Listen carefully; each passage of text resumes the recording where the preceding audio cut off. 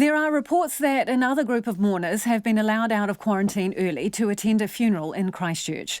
A local funeral director says he was contacted by health officials yesterday who informed him that a group of 10 would be attending a funeral despite only being partway through their quarantine. Stephen Parkyn from the Lamb and Hayward Funeral home didn't feel comfortable and asked that they not attend the funeral. He joins us now. Hi, Stephen. What were your feelings about these people coming to the funeral? Hi, Lisa.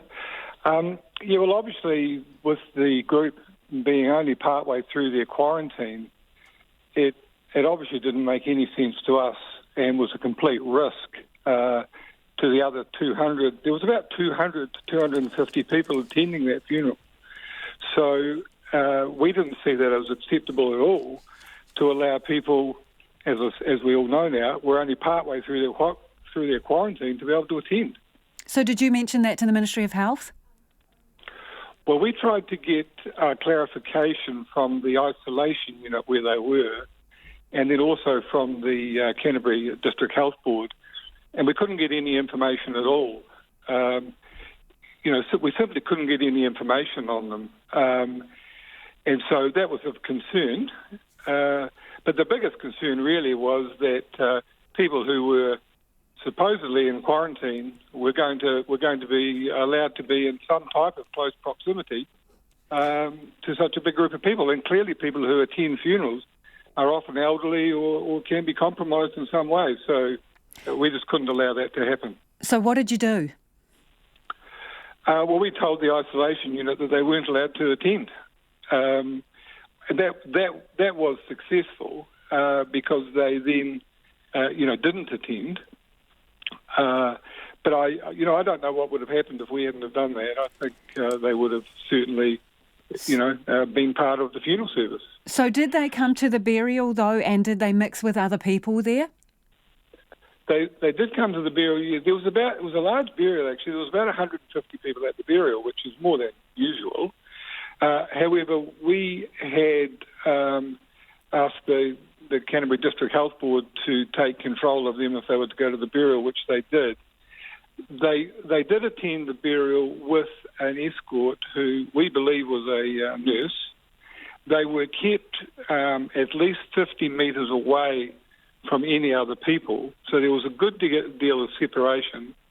And it was only at the end, after everyone else had finished, that they were able to come forward and place petals in the grave.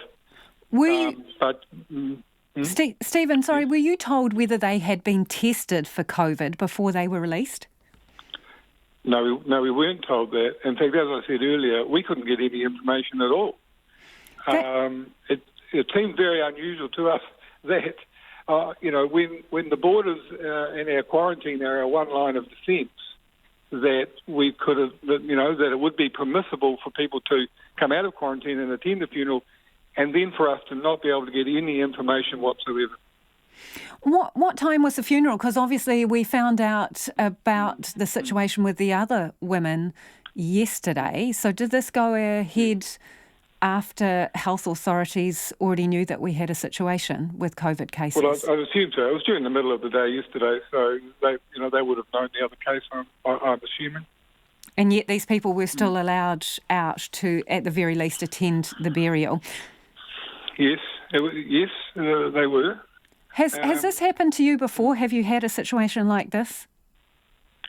Well, I suppose the opposite has applied really, Lisa, to this point. We've had families who have, been denied an exemption and have not been able to see their dying relatives, and other people have had to delay funerals because of this.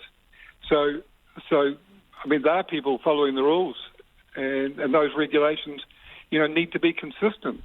This is the first time that we have seen, this happen, and I guess this is the first time it's happened in New Zealand, and it's happening a bit now. But this is the first time we've seen, someone being allowed out of quarantine to supposedly attend an event. Obviously, funerals are really a difficult time. People are grieving, but man, this puts you in a very awkward position, does it not? Having to address this and potentially stop people coming. Yeah, well, absolutely.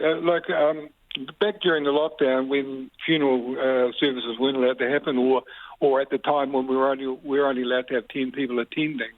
I mean, I spoke quite strongly at that time that was not the right thing, to do. That was too tough. People don't grieve in isolation. People need to gather and to support each other. So at that point, I was firmly of the opinion that we needed to allow people to get together. I think this is quite a different situation, though. Now, this is one where we have the border protocols in place, we have that regime in place, and people are needing to be in quarantine. And if we have made decisions now that some people have not been able to get an exemption, now some people can get an exemption, then the problem with that is it's very inconsistent, isn't it? People will follow the rules and regulations, I believe, if they are consistent and the same rule applies to everyone. It doesn't seem to be the case at the moment. Before you go, Stephen, just quickly, how well do you think health officials dealt with the whole situation that you were faced with? This particular situation, do you mean? Yes. Or through the entire... No, this particular situation. Did you have the information you needed to make informed decisions? No, we didn't. I think, as I said earlier, we found it very difficult to get any information, actually. Really appreciate your time. I think there has to be a better, flow of information between the Ministry of Health, the isolation unit, the district health boards. Unless we all work together on this, we will not keep everyone safe. Thanks for your time, Stephen. That's Stephen Parkyn, who's a funeral director down in Christchurch, where they had 10 people who were wanting to attend after being released from isolation early. And as he said, they went to the burial where there were a lot of other people but were kept separate after he raised his concerns.